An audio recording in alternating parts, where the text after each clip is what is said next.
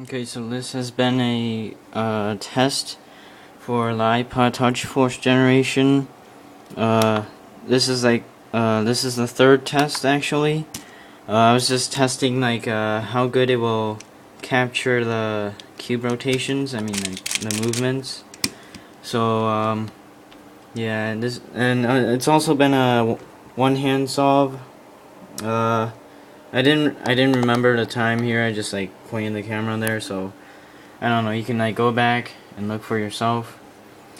So yeah, it's been a one-hand solve and also a test. So thanks for watching, and see you guys later. Bye.